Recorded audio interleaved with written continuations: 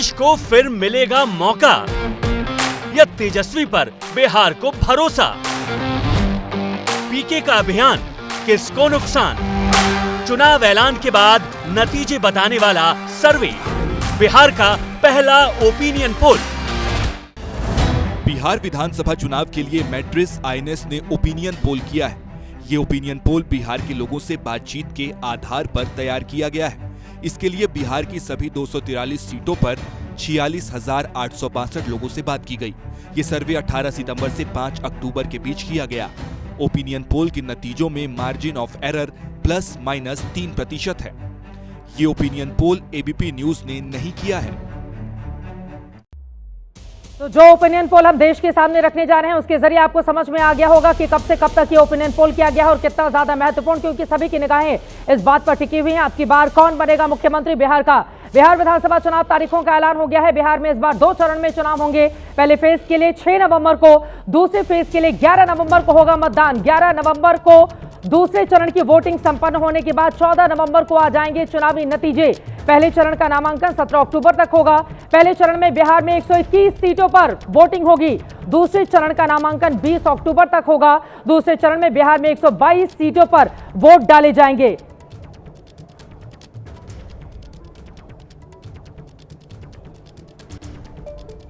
Tuesday 2 phases में होंगे। 16 नवंबर तक समाप्त कर ली जाएगी। बिहार के चुनाव 2 फेजेस में होंगे। पहले फेज के डेट गैजेट नोटिफिकेशन 10 तारीख को आएगा, दूसरे का 13 को। Last date of making nominations पहले फेज की 17 को होगी, दूसरे की 20 को। स्क्रूटनी 18 और 21। विड्रॉल की आखिरी तारीख।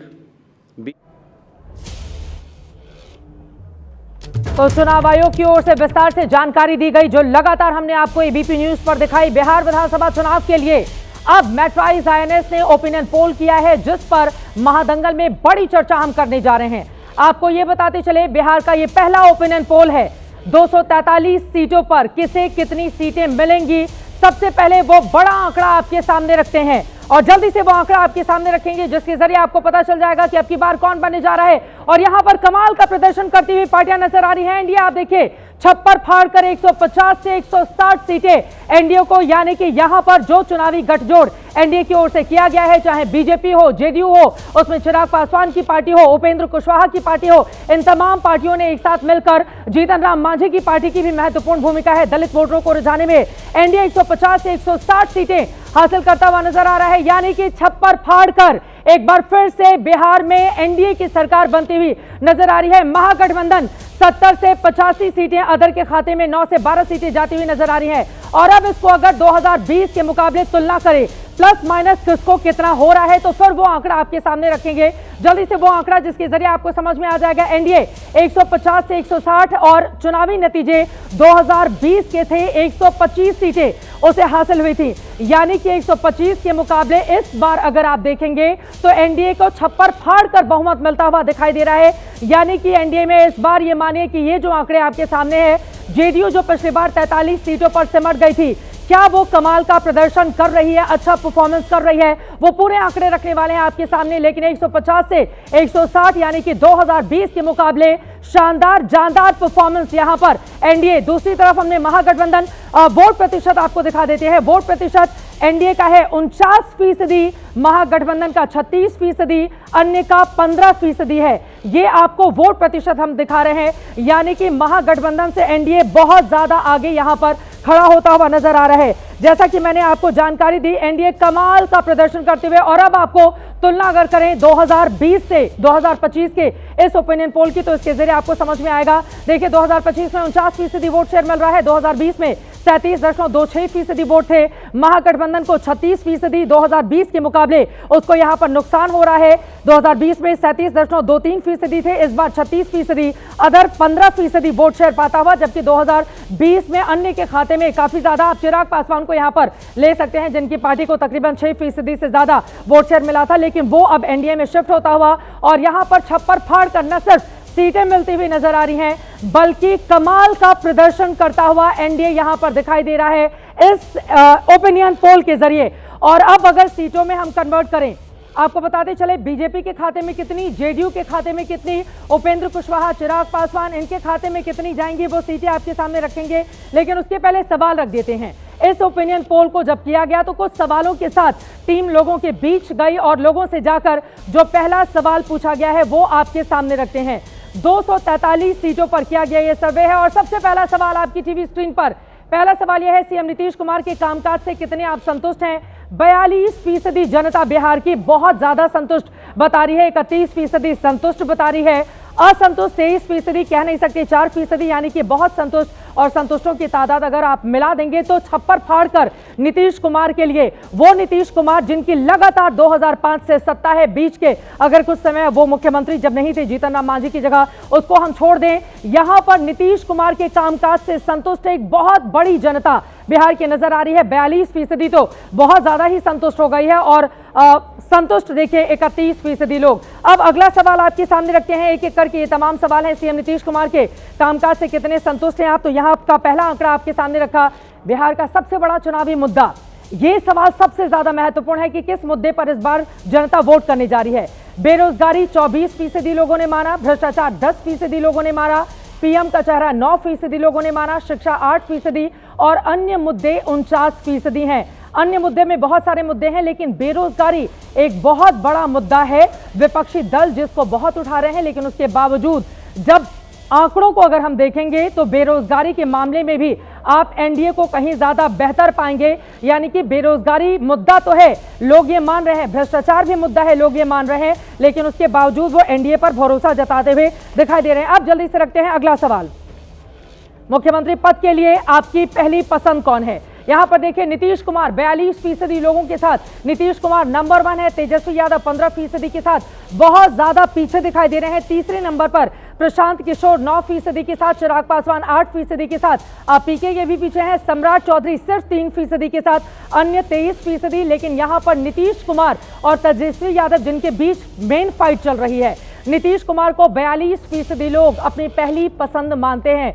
क्या सत्ता विरोधी लहर यहां पर नहीं है? क्या प्रो इनकम्बेंसी जिसकी बात एनडीए की ओर से, बीजेपी की ओर से बार बार की जाती है, वो यहां पर फायदा करती हुई नीतीश के लिए नजर आ रही है? ये बड़ा सवाल बना हुआ है नीतीश कुमार के लिए। कमाल का इलेक्शन, ऐसा लग रहा है क्या 2010 रिपीट करने वाले हैं नीतीश कुमार, क्योंकि आंकड़े उसी पक्ष में जाते हुए दिखाई दे रहे हैं जब सबसे बेहतर प्रदर्शन एनडीए की ओर से किया गया था। अगला सवाल आपके सामने रखते हैं, अगला सवाल है पीएम मोदी की लोकप्रियता का कितना असर? अगला सवाल आपकी टीवी स्क्रीन पर, और पीएम मोदी की लोकप्रियता का कितना असर? बहुत ज्यादा असर 57% लोग मानते हैं, थोड़ा असर 8%, कोई असर नहीं 21%, कह नहीं सकते 14%। यानी कि अगर पीछे के दो सवालों को हम हटा दें तो बहुत असर है। यानी कि नरेंद्र मोदी की लोकप्रियता यहां पर एनडीए को पूरा फायदा पहुंचाती हुई दिखाई दे रही है। हम सब ने देखा था पीएम मोदी की मां को गाली वाला मुद्दा भी बिहार के चुनाव में कितने जोर शोर से बीजेपी जेडीयू की ओर से उठाया गया था, लेकिन पीएम नरेंद्र मोदी की लोकप्रियता 11 सालों से जो देश के प्रधानमंत्री हैं, अगर लोकप्रियता के पैमाने पर बिहार की जनता के बीच जाकर जब ये सवाल पूछा जाता है कि क्या उनकी लोकप्रियता का असर देखने को मिलेगा, तो बहुत असर है। 57% लोग इस सवाल का जवाब देते हैं। और अब अगला सवाल आपके सामने रखते हैं, बिहार में एसआईआर को लेकर जितनी चर्चा हमने देखी है, बिहार में एसआईआर पर आपकी क्या राय है? ईसी का क्या ये अच्छा कदम है? तो 54% लोग कहते हैं ईसी का ये अच्छा कदम है। एसआईआर जरूरी है, 17% लोग ये मानते हैं। चुनावी फायदे के लिए किया गया, 13% मानते हैं, कह नहीं सकते 16% मानते हैं। तो ये हो गया सवाल। और अब अपने मेहमानों के साथ शुरुआत करते हुए सबसे पहले लेकिन इस वक्त एक बड़ी खबर आ रही है, सीधे उसका रुख करेंगे और उसके बाद मेट्राई से मनोज कुमार जी हमारे साथ हैं जिन्होंने ये ओपिनियन पोल किया है, उनके पास हम चलेंगे। लेकिन इस वक्त बड़ी खबर आ रही है, सीधे उसका रुख करेंगे। बिहार के लिए मेट्राइज आईएनएस का ओपिनियन पोल सामने आ गया है। एक बार फिर से एनडीए की सरकार बनती हुई दिखाई दे रही है। ओपिनियन पोल में एनडीए 150 से 160 सीटें, ओपिनियन पोल में महागठबंधन 70 से 85 सीटों पर सिमटता हुआ, ओपिनियन पोल में अन्य को 7 से 10 सीटों का अनुमान यहां पर जताया जा रहा है। मेट्राइज आईएनएस का ये ओपिनियन पोल है, बड़ी खबर इस वक्त की दे रहे हैं। ओपिनियन पोल में एनडीए को 150 से 160 सीटें यानी कि छप्पर फाड़कर यहां पर एनडीए जीत हासिल करता हुआ दिखाई दे रहा है। नीतीश कुमार फिर से लोकप्रियता के अपने चरम शिखर पर दिखाई दे रहे हैं। अगर इतने बड़े पैमाने पर लोग उनको सबसे बेस्ट मान रहे हैं, यानी कि तेजस्वी यादव, उनकी पार्टी कांग्रेस पार्टी, बाकी अन्य दलों के लिए अभी बहुत मेहनत किए जाने की जरूरत है। और बिना देर किए सबसे पहले आपसे शुरुआत करते हुए मनोज कुमार जी, चूंकि बार बार ओपिनियन पोल की विश्वसनीयता को लेकर लोग क्वेश्चन करते हैं, आपने एक तरफा माहौल बना दिया नीतीश कुमार के लिए। बेरोजगारी मुद्दा है, फिर भी नंबर 1 नीतीश कुमार, वहां पर बाकी भी मुद्दे हैं, लेकिन उसके बावजूद एनडीए 150 से 160। तो ये डबल इंजन की सरकार का कौन सा करिश्मा है जो इतना ज्यादा काम कर रहा है बिहार में? इस ओपिनियन पोल चित्रा जी, सबसे बड़ी बात यह है कि जिस बेरोजगारी की बात आप कर रही हैं, मुझे नहीं पता है कि भारत में कब बेरोजगारी को लेकर सरकार के ऊपर वोट हुए हैं और उसका असर पड़ा है। एक मुद्दा ये भी है, पलायन की बात होती है बार बार कि बिहार में बहुत बड़ा ये मुद्दा है, पीके ने बहुत बड़ा मुद्दा बनाया, बहुत बड़ा। लेकिन मैं तो कहता हूं कि बिहार से ज्यादा तो पंजाब और गुजरात में पलायन हुआ है। फर्क इतना है कि वहां के लोग पढ़े लिखे थे, पैसे वाले थे, वो चले गए विदेश में, और बिहार के लोग पढ़े नहीं थे, शिक्षा की कमी थी, तो वो दूसरे राज्यों में जाकर रोजगार के तलाश में गुजरात के पलायन का बिहार के पलायन से कैसे? नहीं, पलायन का है, हर स्टेट में पलायन है। देखिए, बहुत मतलब बुरी दुर्गति है एक जगह बिहार में। अगर हम बात करें, मैंने तो कहा ना, 100 रुपए 200 500 रुपए कमाने के लिए प्रतिदिन दूसरे राज्यों में जाता है, वहां के लोग लाखों कमाने के लिए दूसरे जगहों पर जाते हैं। उसी बात को मैं बता रहा हूँ कि पलायन मुद्दा हर जगह है, लेकिन यहाँ शिक्षा नहीं होने के कारण वो जाते हैं यहाँ पे मजदूरी करने के लिए। और लेकिन ये भी बात है कि बिहार में वैसे लोग भी हैं जो शिक्षा पाकर दूसरे जगह नौकरी भी करने जाते हैं। और किसी भी स्टेट में देखिएगा कि बिहार के बहुत सारे ऐसे शिक्षित लोग मिलेंगे जो वहां पे नौकरियां कर रहे हैं। तो हम उसकी तुलना नहीं करते, हम निगेटिव पैदा करते हैं कि बिहार में शिक्षा नहीं है। लेकिन एक बात, 160 इतनी सीटें कहां से आ गई, ये सबसे बड़ा सवाल है। अब उस पे आते हैं। देखिए, विपक्ष शुरुआत में तो ठीक ठाक चला, लेकिन जैसे राहुल गांधी की एंट्री हुई, मैं 2017 में गुजरात का भी इलेक्शन देखा हूं, जब राहुल गांधी की एंट्री हुई और हार्दिक, जगनेश और अल्पेश की एंट्री हुई, इसके बाद वहां कांग्रेस हार गई। चूंकि आप बाहर से मुद्दों को लाकर वहां पे नहीं थोप सकते। आपने जिस तरीके से वोट चोरी की मामले को लेकर आपने वहां पे शेयर किया और पब्लिक को लगा कि जो पुराने मुद्दे थे ये इससे भूल कर चले गए और ये नुकसान पहुंचाएगा। ये बताइए कौन सा मुद्दा काम कर रहा है एनडीए के पक्ष में? 150 से 160, ये तो मतलब एक तो नीतीश कुमार का अपना पॉपुलैरिटी इतनी अच्छी है, उसके कारण उनकी तबियत खराब होना, चीजों को भूल जाना, ये कोई मुद्दा नहीं है, आप बता रहे हैं। नहीं, मुद्दा है, कैसे नहीं हुए, वो है मुद्दा। लेकिन आप किससे तुलना कर रही हैं? उनके हटने के बाद कौन आएगा सामने, आप उसको देखिए। तो पब्लिक को लगता है कि फिर हम उस जगह जाएं, इससे बढ़िया कि यहाँ पे रहें। और हो सकता है कि ये मुद्दा हमें दिख रहा है कि ये स्वस्थ है, तो इनको मैं दोहरा दूं। दूसरी बात है, छवि खराब होने की बात है। लालू यादव की चोर और बदमाश की छवि खराब हुई थी, नीतीश कुमार की वो छवि नहीं बदमाश हुई है। वो आज भी बिहार में डेवलपमेंट के लिए माने जाते हैं, लोगों करते हैं। बिहार की सबसे बड़ी समस्या है कि चित्रा जी, कि बिहार में पढ़ने के लिए बाहर जाना पड़ता है, इलाज के लिए बाहर हम दूसरे स्टेट में नहीं रहे। ये सबसे बड़ा मुद्दा है और वहीं पे हम पीछे हैं। फिर भी नीतीश कुमार पर ही भरोसा है। ये तो बिहार की जनता से भी जाकर पूछना होगा कि अगर आपको लग रहा है पलायन, बेरोजगार, ये तमाम मुद्दे हैं, उसके बावजूद भी नीतीश कुमार ही आपको पसंद क्यों आ रहे हैं? क्या विपक्ष में जो चेहरे हैं वो आपको रिझा नहीं पा रहे हैं? ये भी वजह हो सकती है कि हमारे पास जो विकल्प है वही सबसे बेहतर है, बाकी के पास हमें नहीं जाना है। अब तो मतलब मुझे नहीं लगता है के शर्मा जी, अभी ये ओपिनियन पोल है, फाइनल के लिए तो आपको इंतजार करना होगा, लेकिन अभी से ओपिनियन पोल देखकर मैं देखने में बड़े गदगद हो गए हैं बीजेपी, एलजेपीआर, जितने सत्ता पक्ष के लोग हैं। के शर्मा जी,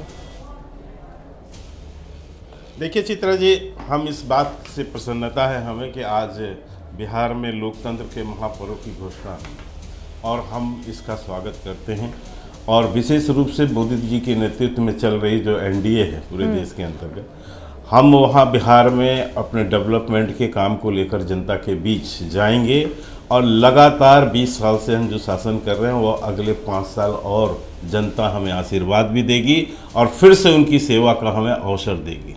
लेकिन आपने यहाँ 2-3 महत्वपूर्ण बात उठाए और एक अभी संजय जी भी कुछ बात कह रहे थे, मैं इस पे आना चाहता हूँ कि आखिर इतना ज़्यादा उनको बहुमत कैसे दिखाई पड़ रहा है ओपिनियन पोल पे। आपने एक प्रश्न किया कि चुनाव आयोग के साख पर बट्टा। आप सोच सकते हैं कि वो चुनाव आयोग जिसको कल तक ये विपक्षी पार्टी, खासकर कांग्रेस पार्टी और आरजेडी गालियां बकते नहीं थक रही थी, राजद्रोही, बेशर्म, सारे शब्दों का प्रयोग किसके लिए हुआ है? एक संवैधानिक संस्था के लिए। आज और इसके यही नहीं, केवल धमकियां दी गई कि चुनाव का बहिष्कार कर देंगे। आज मैं उन विपक्षियों से आपके चैनल के माध्यम से पूछना चाहता हूँ कि चुनाव की घोषणा हो गई है, क्या बहिष्कार करेंगे? आइए। अरे आज तो अच्छी अच्छी बातें करने का वक्त चाटना है। ही था। हाँ, आज तो तो क्यों इस 16 दिन हमला किया? शर्मा जी, नहीं, लोकतंत्र का सबसे बड़ा महापर्व अच्छी बात। चित्रा जी सुनिए, चित्रा जी सुनिए, ये विपक्ष है, ये 16 दिन की यात्रा जो थी ना, ये अराजकता पैदा करना था, दंगे भड़काने की कोशिश थी बिहार के अंदर, बिहार के लोगों के अंदर अराजकता की हालत करना था, ये था मकसद। ठीक है, जिसको बिहार की जनता ने, समझदार जनता ने खारिज करके रख दिया। इसीलिए मैं आज एक बात जो अभी संजय जी ने कही कि ये जो पहले दिन जो 16 दिन की यात्रा निकाली ना, उसी समय विपक्ष जमीन से खत्म हो चुका था, क्योंकि बिहार की जितना इतनी आसान नहीं है, बहुत समझदार जनता है। इटली से नहीं आएगा वहां चुनाव आयोग, भारत का ही चुनाव आयोग चुनाव कराएगा। आज विपक्ष से हमको ये पूछना ही होगा, किस बात की गालियां बक रहे थे आप? हाँ। क्यों आप अराजकता की बात किए वहां पर? ठीक है, क्यों जाके प्रधानमंत्री की मां बहन की गालियां बका उनकी मां को? ये सब चीज इसलिए कर रहे थे आप, क्योंकि आपको वहां पर चुनाव तो आप जानते थे कि हम जीत नहीं पाएंगे, हमें वहां पर हालात खराब करने हैं।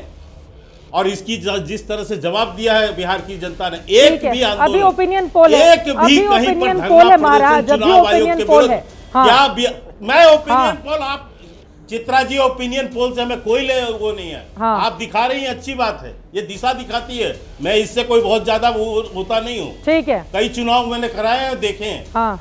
मैं इससे बहुत प्रभावित नहीं होता। मैं आप तो उस उत्साह में आ गए हैं ना, आप एकदम उत्साह में आ गए हैं। मुझे लगा 14 नवंबर आज ही है। आपने बहिष्कार नहीं है। हाँ। ये मैं पहले भी चित्रा जी ये मैं पहले भी बोलता रहा हूँ, आपके चैनल पे मैंने प्रश्न उठाए हैं। ठीक है सर, और मैंने कहा है कई बार, किसके अधीनस्थ चुनाव लड़ोगे? ठीक है, जवाब दो इसको। एक बार देना पड़ेगा, देश की जनता को बताना होगा। ठीक है, मेघा आप सीधे आपके पास आते हुए उसके बाद में आरजेडी के प्रवक्ता के पास जाऊंगी, उन तक आवाज नहीं पहुंच पा रही है। मेघा, अब तो चुनावी तारीखों का ऐलान भी हो गया है, बड़े मुद्दे कौन कौन से रहने वाले हैं और बड़ा दिलचस्प है।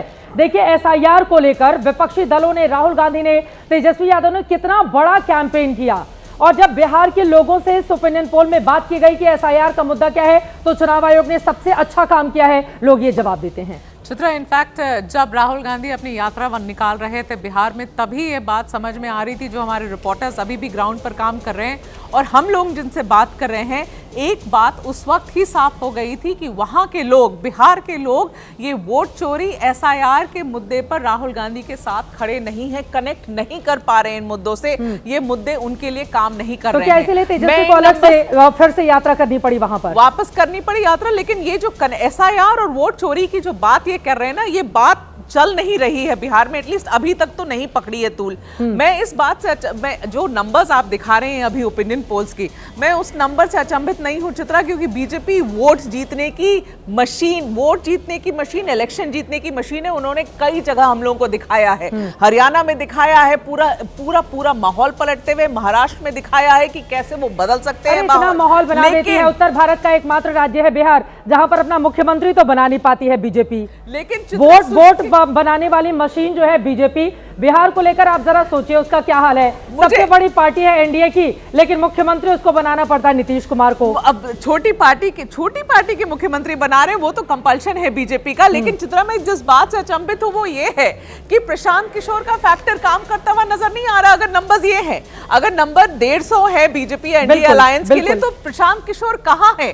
4000 किलोमीटर की यात्रा कर रहे हैं, पिछले 3 साल से रोड पर है, पूरे राज्य की वो दौरा कर रहे हैं। और जो लोगों से समझ आ रहा है, चित्रा देखिए, ये ओपिनियन पोल है, ये फाइनल रिजल्ट्स नहीं है, तो लोगों से जो समझ में आ रहा है कि प्रशांत एक फैक्टर बनकर उभर चुके हैं। प्रशांत हो सकता है कि सीट्स नहीं जीत सके ज्यादा, लेकिन डिसरप्टर जरूर हैं इस इलेक्शन में, ये सेंस हम लोगों को मिला। लेकिन इस ओपिनियन पोल में वो फैक्टर काम करता हुआ बड़ी बड़ी बातें प्रशांत किशोर की ओर से की जा रही हैं, अगर वो नहीं जीत पा रहे हैं या फिर ओपिनियन पोल के, क्योंकि उन्होंने कहा या अर्श पर या फर्श पर, तो अभी के आंकड़े तो ये बताते हैं कि आप फर्श पर ही हैं, जबकि उनके ऊपर आरोप लगे कि कितना पैसा खर्च करके लगातार वो अपने चुनावी कैंपेन को अंजाम दे रहे हैं। लेकिन ये बड़ा सवाल है कि आखिर जेडीयू के लिए, बीजेपी के लिए वो कौन सा बड़ा फैक्टर काम कर रहा है। मुझे लग रहा है बिना देर के सीधे चलते हैं जयंत जिज्ञासु के पास, आरजेडी की प्रवक्ता हमारे साथ जुड़े हुए हैं। जयंत जी, आप बताइए अभी का जो हाल है आपका, अब कितनी सीटें जीत रहे हैं? जितनी 2020 में अकेले आरजेडी ने जीती थी, उतनी पूरी महागठबंधन इस ओपिनियन पोल के हिसाब से 2025 में जीतता हुआ दिखाई दे रहा है। पहली टिप्पणी इस पर आपकी। नहीं, हम लोग सरकार बनाने जा रहे हैं और प्रचंड बहुमत नहीं चाहिए, हमको साधारण बहुमत चाहिए, स्पष्ट बहुमत चाहिए। 122 विधायक चाहिए हमारे गठबंधन, और इसलिए हम जमीन आसमान की बात नहीं करते। आपने जो ये ओपिनियन पोल दिखाया है, जिससे महाशय ने इसको कंडक्ट करके आपके चैनल के सामने या दुनिया के सामने रखा है, तो मुझे काशीनाथ सिंह जी के काशी का 80 याद आता है। और ओपिनियन पोल की जो व्यर्थता है उस पर उससे बेहतर टिप्पणी कुछ नहीं हमको नजर आई कि 100 करोड़ की आबादी का देश और उसकी पूरी लोकसभा जैसे इसी के खलीफे में हो। पूछो तमिलनाडु के बारे में, आंख बंद करता है और 1 मिनट में पूरे राज्य का सर्वेक्षण करके लौट आता है। इतनी बीजेपी, एआईडीएमके, इतनी तमिल मानिला कांग्रेस, इतनी डीएमके, इतनी कांग्रेस, जिसे अपने बलिया के बारे में ठीक से मालूम नहीं होता। ठीक है, सिंपल साइज मेरे भाई, कितनी सीटें मिल रही हैं? हम लोग जो हम सरकार बनाने जा रहे हैं, हाँ। तो सब नहीं चाहिए। तो 225 की बात कर रहे जी, पहले कर रहे थे कि 25 से 30, अब 225। अरे 25 से 30 फिर से नीतीश। ओपिनियन पोल तो यही बता रहा है, 25 से 30 फिर से नीतीश।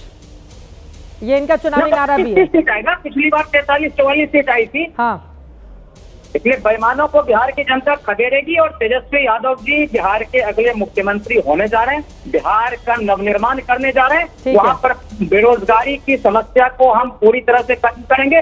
संविधान राज पर सबसे पहली चोट होगी, कॉन्ट्रैक्चुअल नौकरी नहीं। हाँ। तो पक्की लालूवादी मॉडल पर नौकरी मिलेगी, पकौड़ावादी मॉडल नहीं चलेगा। ठीक है, पकौड़ावादी मॉडल चलेगा या कौन सा मॉडल चलेगा? ठीक है, अभी ओपिनियन पोल पर ही रहते हैं। देखिए किसको गठबंधन में कितनी सीटें मिल रही हैं, वो हम आंकड़ा इस वक्त हम सामने रख रहे हैं। देखिए 2025 का जो आंकड़ा सामने है उसमें एनडीए को 49% वोट शेयर मिलता हुआ नजर आ रहा है। लेकिन इसको अगर हम कन्वर्ट करेंगे, सबसे पहले आपको महागठबंधन का दिखा रहे हैं, 70 से 85 मिलती हुई दिखाई दे रही है। आरजेडी को 60 से 65 सीटें, आपको बताते चले पिछली बार उसको 75 सीटों पर जीत मिली थी। कांग्रेस पार्टी का तो बुरा हाल, 19 सीटें जीती थी, 7 से 10 सीटें मिलती हुई कांग्रेस पार्टी को।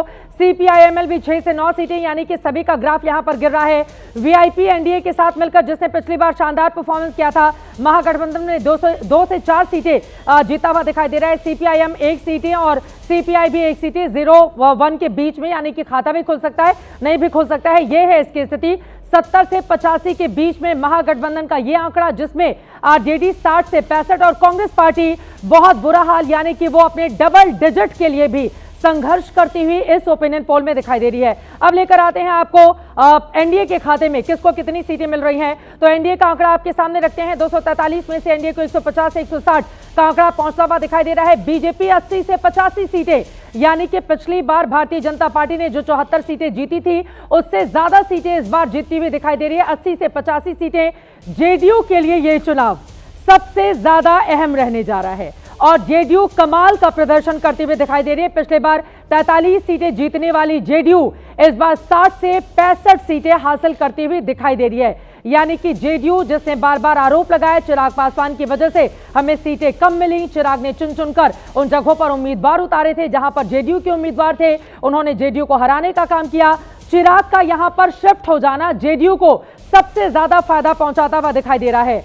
हम की बात करें, यहां पर 3 से 6 सीटें जीतनराम मांझी को मिलते हुए दिखाई देनी है। एलजेपीआर 4 से 6 सीटें, लोकसभा में तो एलजेपीआर का 100% वाला परफॉर्मेंस है, लेकिन एलजेपीआर को जब हम यहां पर देखते हैं एनडीए के साथ, तो विधानसभा में वो कुछ बहुत कमाल करती हुई दिखाई नहीं दे रही है, लेकिन एलजेपीआर का फायदा जेडीयू को पूरा होता हुआ नजर आ रहा है। आरएलएमएन को 1 से 3 सीटें यहां पर मिलती हुई नजर आ रही हैं। संगीत रागी जी, सीधे आपके पास आते हुए, ये जो आंकड़ा हमने सामने रखा है, इसमें पहले आपकी टिप्पणी, मतलब ऐसा होगा या कुछ ज्यादा ही दे दिया है मनोज जी ने? इतनी सीटें तो पता नहीं बीजेपी और जेडीयू वालों ने भी उम्मीद कर रखी है, नहीं कर रखी है? देखिए, ये इन्होंने अपना विश्लेषण किया होगा, लेकिन 2-3 टिप्पणी मैं कर दूं कि देखिए, सैंपल सर्वे जब हम लेते हैं ना, तो कोई ज़रूरी नहीं है कि बहुत बड़ा आपको 4 लाख और 5 लाख का आपका सैंपल साइज होता है।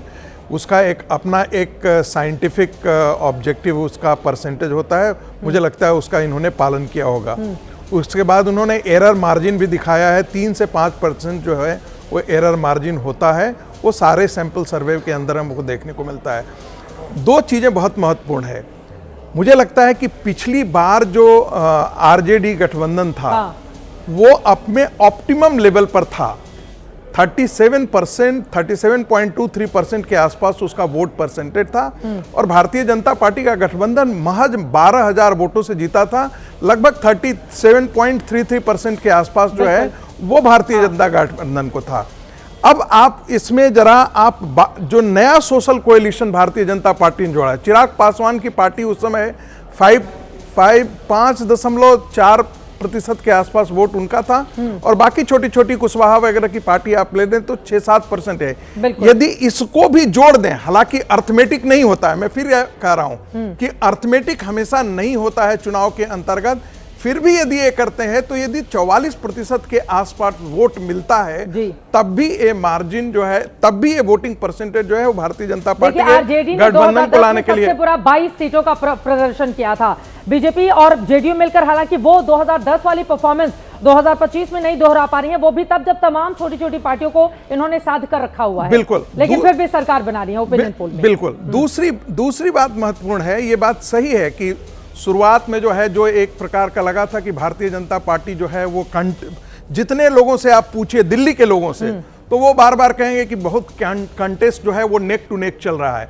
लेकिन जैसे ही आप जमीन पर जाते हैं तो आप राहुल गांधी की एंट्री जैसे ही होती है, वो ठीक कह रही थी, मेघा प्रसाद ने बिल्कुल सही कहा, वोट चोरी से बिहार की जनता का कोई लेना देना नहीं है।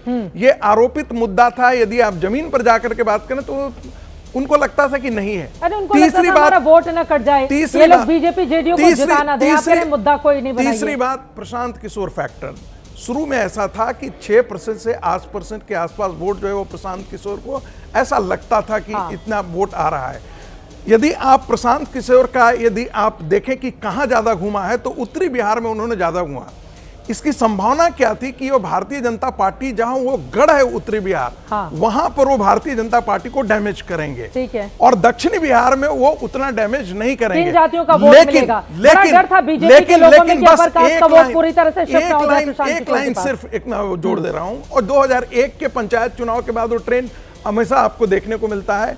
मुझे लगता है लालू प्रसाद यादव की पार्टी के सत्ता में आने का डर फिर जो है वो उसका एंटी जितना वोट है वो कंसोलिडेट करता हुआ मुझे इस सर्वे में दिख रहा है, यदि ये सर्वे सत्य निकलता है। अब बीजेपी और जेडीयू वाले तो यही चाहेंगे कि आज का ये जो ओपिनियन पोल है बिल्कुल ऐसा ही सही साबित हो। हालांकि साथ पर दांव लगी रहेगी मनोज जी की भी, कि इन्होंने जो इतने बड़े बड़े दावे करके एक तरफा चुनाव जिता दिया है भारतीय जनता पार्टी और जेडीयू को, भले ही लेकिन बीजेपी के लिए बड़ा इससे यही लग रहा है कि प्रशांत किशोर के साथ लोग जा रहे हैं, उनके हो सकता है उनके मुद्दों के साथ अपने आप को कनेक्ट कर पा रहे हैं, लेकिन उनको डर लग रहा है कि प्रशांत किशोर वोट कटवा साबित होंगे। और मुझे लगता है भारतीय जनता पार्टी को गठबंधन के साथ एरिया में भी जिस तरह से वहां पर मुसलमानों को रिझाने की कोशिश की, लग रहा था कि वो मुस्लिमों का वोट भी पाएंगे, लेकिन फिलहाल आंकड़े तो कुछ और बयां करते हैं। इसके पहले पॉलिटिकल मेहमानों के पास जाऊं, आदेश रावल जल्दी से आपकी टिप्पणी। मतलब ये अगर इतने सालों की सत्ता है नीतीश कुमार की 2005 से लेकर, उसके बावजूद वो सबसे ज्यादा पॉपुलर हैं, वो अपनी सरकार बना रहे हैं, 20 से अच्छी परफॉर्मेंस कर रही है जेडीयू, तब तो ये पूरी तरह से नाकामयाबी है कांग्रेस पार्टी और आरजेडी के लिए। देखिए, अगर मैं इस नंबर को सही मान लूं तो एक बात तो तय है कि नीतीश कुमार मुख्यमंत्री नहीं बनेंगे। नंबर ये बता रहा है। नंबर कैसे बता रहा है? सिंगल पार्टी बीजेपी बन रही है। हाँ। नीतीश कुमार वही नंबर 3 पे हैं। हाँ। एज वी कंपेयर टू 2020 के हिसाब से। ठीक है। और जिस हिसाब से महाराष्ट्र में बीजेपी ने फैसला किया था कि शिंदे साहब को हटा के फडणवीस को बनाया, और अमित शाह जी का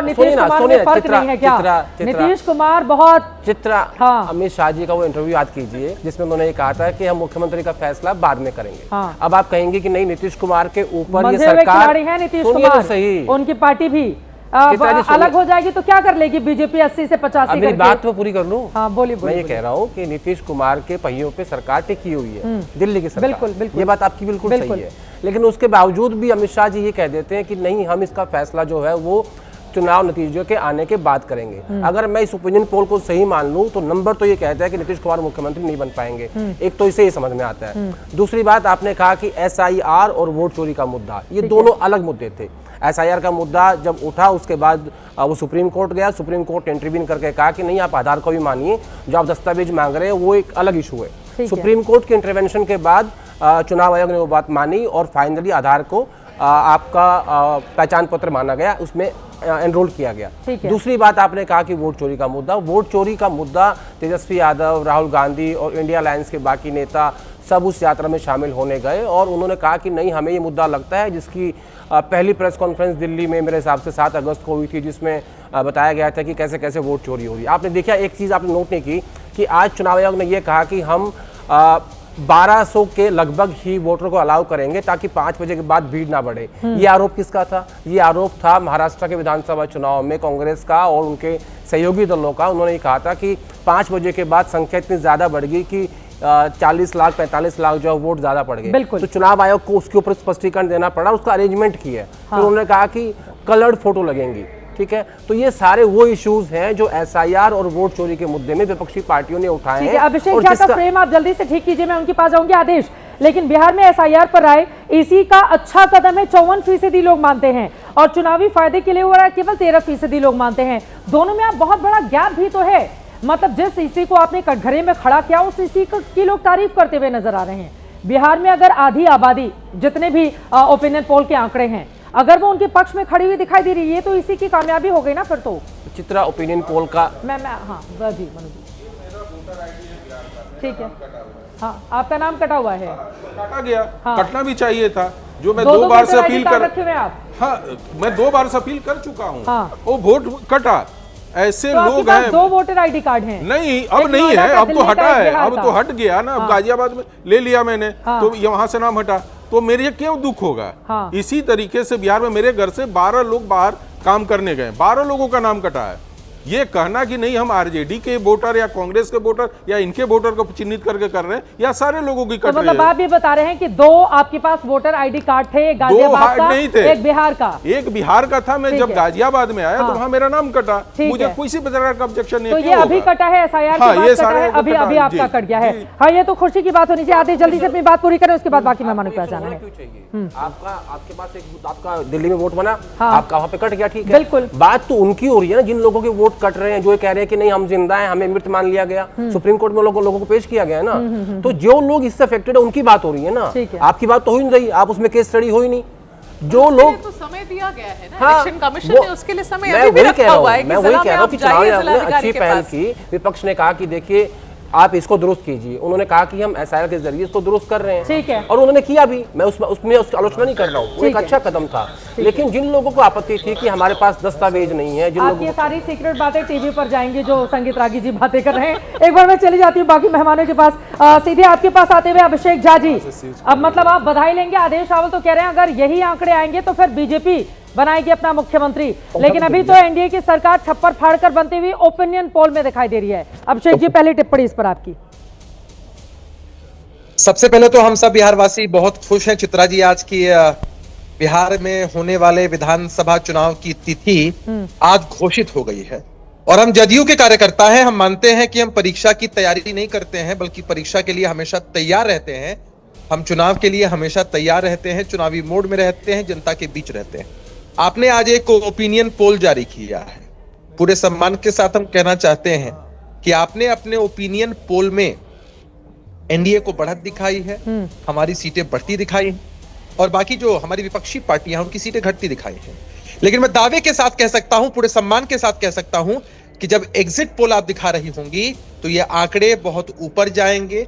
हम लोगों ने जो लक्ष्य रखा है कि 2025 से 30 फिर से नीतीश, 2025 225 फिर से नीतीश। जनता कहीं ना कहीं 2010 से भी बड़ा मैंडेट एनडीए को देने जा रही है। रहा सवाल कि हमारे कुछ साथी इस बात की चिंता कर रहे हैं कि जदयू की सीटें अगर कम आती हैं तो कहीं महाराष्ट्र वाला हाल ना हो जाए। चलिए, पहले तो आपको धन्यवाद है, साधुवाद है होगा ना कि महाराष्ट्र वाला हाल। अब बीजेपी का इतिहास तो ऐसा ही है। अब बताइए, शिंदे साहब के साथ जो उसने महाराष्ट्र में किया, अब जेडीयू में भी तो डर होगा ही ना, इसे इनकार कैसे करेंगे। और क्यों ना हो, बीजेपी के अंदर वो महत्वाकांक्षा, इतनी बड़ी पार्टी बन के भी कहे नीतीश कुमार को ही सीएम बनाती रहे, एक तो प्रैक्टिकल। हाँ, सुन लीजिए, चलिए हम इतिहास में चलते हैं। एक रैपिड फायर खेलते हैं चित्रा जी आपके साथ, इतिहास में चलते हैं। बोलिए। 2020 में साजिश हुई, हमारी सीटें इतनी कम आई, हम 3 नंबर की पार्टी बन गए। 2020 में पहले सूबे के मुख्यमंत्री कौन थे? नीतीश कुमार। 2020 में हमारी सीटें कम आई, साजिशन, फिर भी मुख्यमंत्री कौन बने? नीतीश कुमार। 2020 के बाद बिहार में गठबंधन का स्वरूप 2 बार बदला, फिर भी मुख्यमंत्री कौन बने? नीतीश कुमार। तो हमको डर वर नहीं लगता है, हमारे साथ राजनीति करने वाले दलों को डर लगता है कहीं चले जाएंगे ना, इस वजह से लोगों को डर लगता है, इसीलिए उनको मतलब तो शब्द बोलना ठीक नहीं है। बार बार अभी मैं हाल ही में सुन रही थी तेजस्वी यादव उनको पलटूराम मुख्यमंत्री बताते हैं। यही तो बीजेपी को भी डर लगा रहता है कि सबसे बड़ी पार्टी बन भी जाए, पलट के वो उधर चले गए तो हम क्या करेंगे। लेकिन लोकतंत्र का पैमाना क्या ये कहता है, ये भी तो सवाल है ना। लोकतंत्र का पैमाना ये कहता है कि आपको अगर काम करने का मौका मिला है तो आप जनता के प्रति अपने कमिटमेंट को पूरा करें। नीतीश कुमार जी ने कमिटमेंट को पूरा किया है, ठीक है, और नीतीश कुमार जी के चेहरे पर जनता को भरोसा है। हाँ, यकीनन ये बिल्कुल सही बात है, और लोकप्रियता के पैमाने पर भी 42% के साथ नीतीश कुमार ही नंबर 1 बने में हैं। विजय सिन्हा जी, उप मुख्यमंत्री बिहार के, इस वक्त हमारे साथ लाइव जुड़ चुके हैं। बहुत बहुत बधाई। पहले तो चुनावी तारीखें आ गई हैं आप लोगों के लिए, परीक्षा की घड़ी अगले 40 दिनों के लिए, और हमारा ये जो ओपिनियन पोल जो इस वक्त हम एबीपी न्यूज पर दिखा रहे हैं अपने दर्शकों को, छप्पर फाड़कर एनडीए को यहां पर प्रचंड जनादेश मिलता हुआ दिखाई दे रहा है। 150 से 160 सीटें संभव हैं। पहली टिप्पणी इस पर आपकी, विजय सिन्हा जी।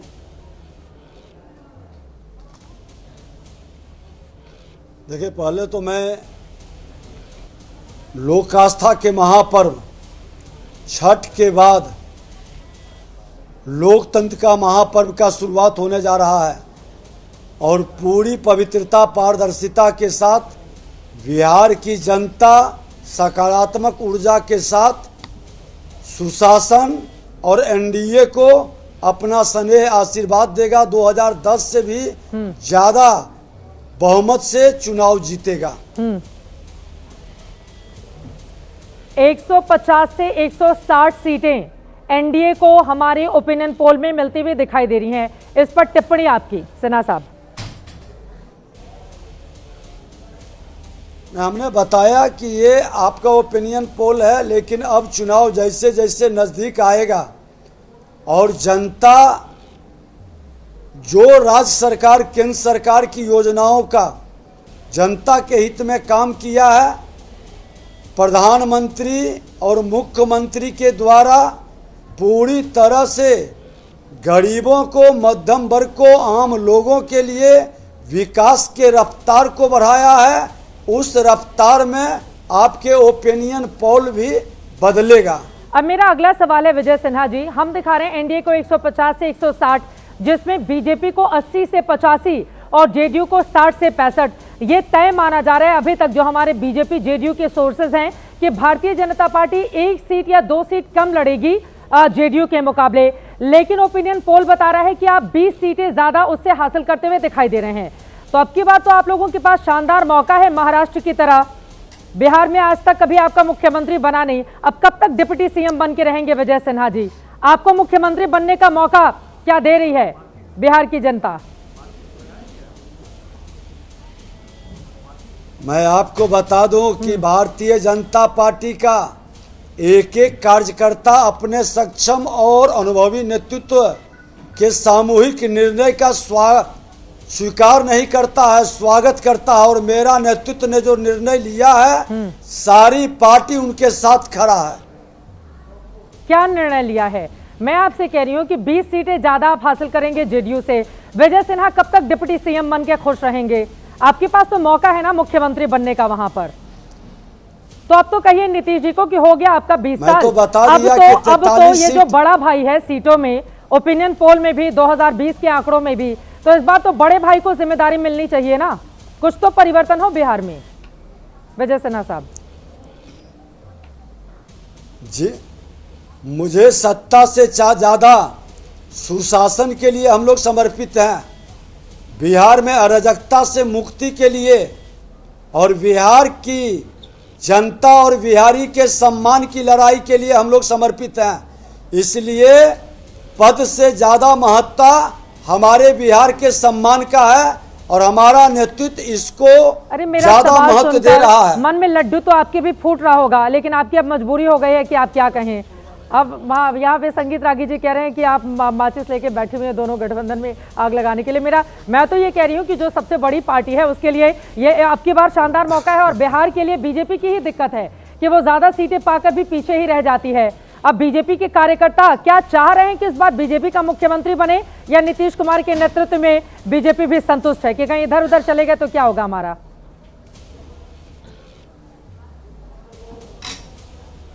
देखिए, बिहार के माननीय मुख्यमंत्री नीतीश कुमार जी को भी हमारे श्रद्धेय अटल बिहारी वाजपेयी जी ने ही सुशासन स्थापित करने भेजे थे, और मेरा नेतृत्व जब भेजते हैं तो हमने पहले भी कहा कि स्वीकार नहीं, स्वागत करते हैं।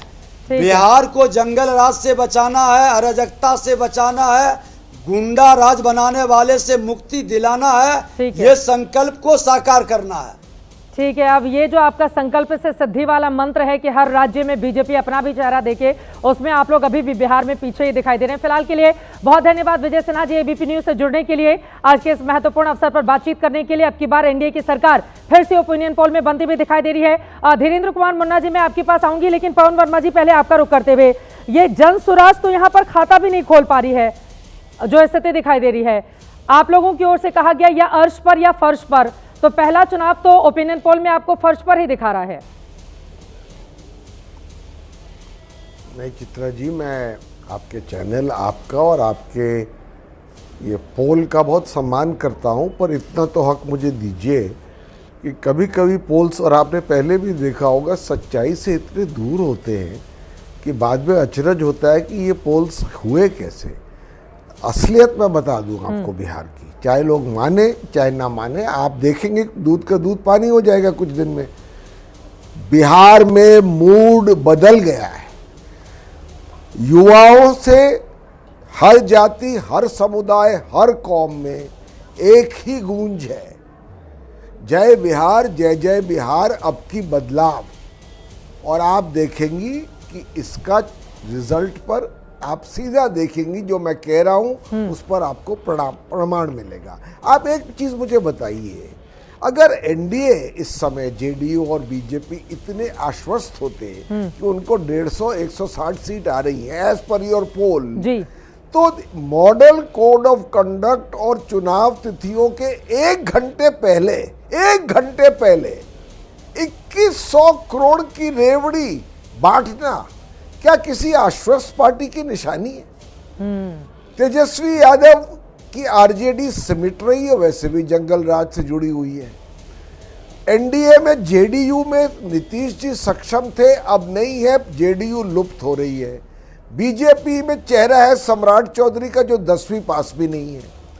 इस समय बिहार में जनसुराज और प्रशांत किशोर के अलावा लोगों को कोई और ठोस विकल्प दिख नहीं रहा है जिसमें बिहार में फिर से एक बार उम्मीद तो जगह की खुशहाली हो सकती है। और हमने मुद्दों की राजनीति की है, रोजगार, शिक्षा, स्वास्थ्य, पलायन और अब तो भ्रष्टाचार। जो एनडीए कह रही है 150 सीट आएगी, उसके मुख्यतम शीर्ष नेतृत्व ऐसे कटघरे में खड़ा है कि बिहार में हर व्यक्ति यही बात कर रहा है कि साहब भ्रष्टाचार कौन से इंतहा पर अब पहुंच चुकी है। आप देखेंगे हमारी पार्टी का संगठन बहुत मजबूत है। 1,30,00,000 तो पेड मेंबरशिप है पार्टी की, बीजेपी की आधिकारिक मेंबरशिप 70 लाख है।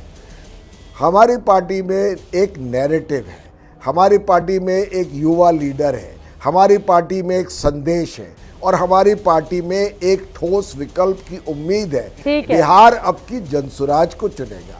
आप देखिएगा, वैसे मैं आपके पोल का सम्मान करता हूं। देखिए, मुख्यमंत्री पद के लिए पहली पसंद में तो नीतीश कुमार हैं 42% के साथ, तेजस्वी हैं 15% के साथ, प्रशांत किशोर उनसे सिर्फ 6% ही पीछे हैं 9% के साथ। लेकिन यहां पर अभी बहुत बड़ा कमाल किया जाना आपकी पार्टी के लिए बाकी है। लेकिन जो आप मुद्दे गिना रहे हैं वो वास्तव में मुद्दे हैं, उसके बावजूद नीतीश कुमार पहली पसंद बने में है। बेरोजगारी का मुद्दा, पलायन का मुद्दा और भी तमाम मुद्दे होने के बावजूद यहां पर हम आपको टीवी स्क्रीन पर दिखा रहे हैं। अब मैं आ जाती हूं सीधे एलजेपीआर के पास, धीरेन्द्र कुमार मुन्ना जी।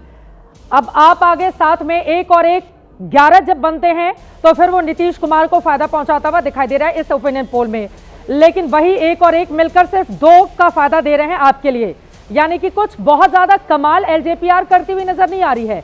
एनडीए के साथ इतनी ताकतवर तरीके से लड़ने के बावजूद, बार बार चिराग पासवान की आंखें दिखाने नीतीश कुमार को, उसके बावजूद आपका जो चिराग है वो बहुत ज्यादा नहीं जलता हुआ नजर आ रहा है। धीरेन्द्र मुन्ना साहब।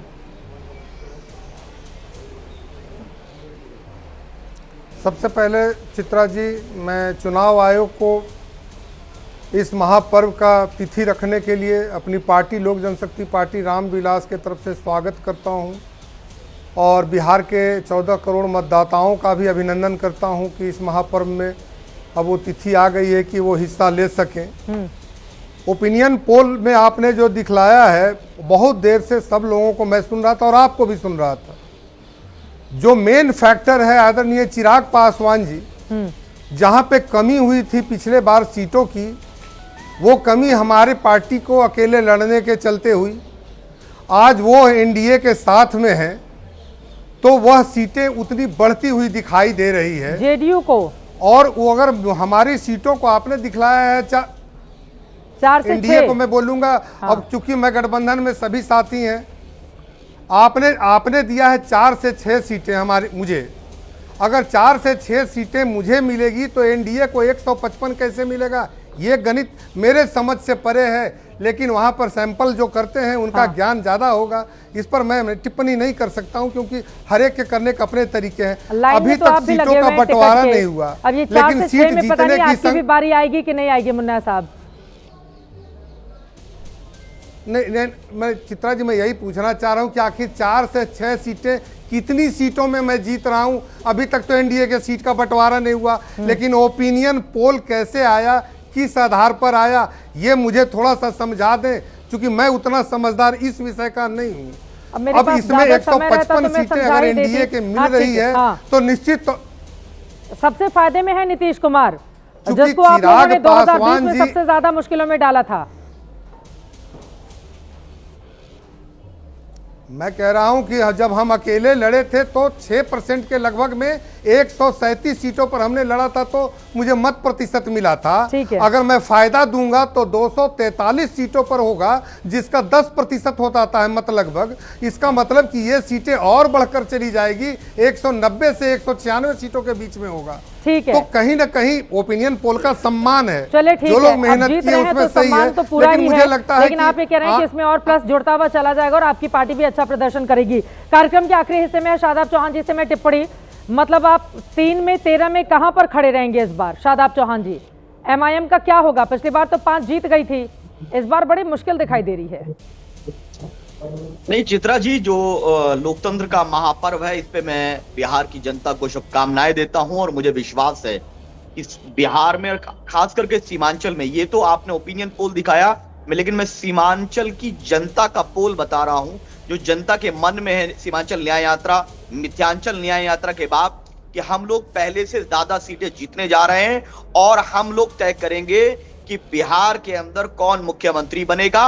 और मुझे विश्वास है कि जो लोग आज अहंकार में डूब करके हमारे साथ गठबंधन नहीं करना चाहते, हमें 6 सीट नहीं देना चाहते, वो बाद में पछताएंगे और उनको हमारे पास, अख्तर उल ईमान साहब के पास, बैरिस्टर ओवैसी साहब के पास आना पड़ेगा। और हमारे जो मुख्य विषय हैं, हम AMU Kishanganj, Seemanchal development council और वहां पर बाढ़ प्रभावित क्षेत्रों को लेकर के वहां इंडस्ट्रियल हब सीमांचल में बने, रोजगार के अवसर पैदा हो, इन सारे विषयों को लेकर के जो मूल सुविधाएं हैं, शिक्षा, स्वास्थ्य और सामाजिक न्याय की जो विषय है, उसको लेकर के हम लड़ाई लड़ रहे हैं। अब ये तमाम विषय क्या आपके लिए खाता खोलने वाली स्थिति पैदा करेंगे? क्योंकि 2020 में यकीनन एमआईएम ने कमाल किया था, लेकिन इस बार जितनी तेजी से आप लोग पीछे गए तेजस्वी यादव की, उसके बाद जनता में कोई दूसरा संदेश तो नहीं चला गया। फिलहाल तेजस्वी यादव की पहली प्रतिक्रिया आई है, वो आपको सुना देते हैं। चुनाव की तारीखों के ऐलान के बाद सुनिए क्या कह रहे हैं नेता विपक्ष।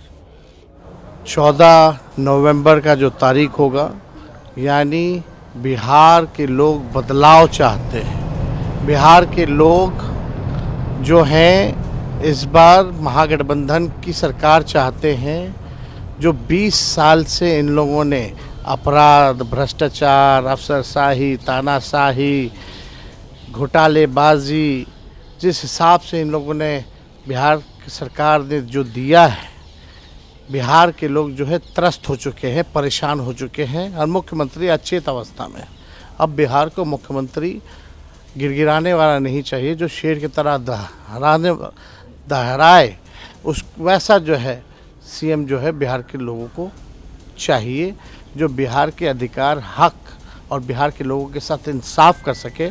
ऐसा मुख्यमंत्री बिहार को चाहिए। बिहार बिहार की जनता चुनाव के बाद किसका इंसाफ करेगी? 14 नवंबर को जब चुनावी नतीजे आएंगे, जो सबसे तेज आप देखने वाले हैं एबीपी न्यूज पर। लेकिन आज का ओपिनियन पोल जिसने बता दिया है अब की बार बिहार में एक बार फिर से एनडीए की सरकार और 42% जनता की पहली पसंद बने हुए हैं मुख्यमंत्री नीतीश कुमार। हर एक खबर लगातार एबीपी न्यूज आप तक पहुंचाता रहेगा। अभी के लिए दीजिए इजाजत। देश और दुनिया की तमाम खबरों के लिए आप देखते रहिए एबीपी न्यूज।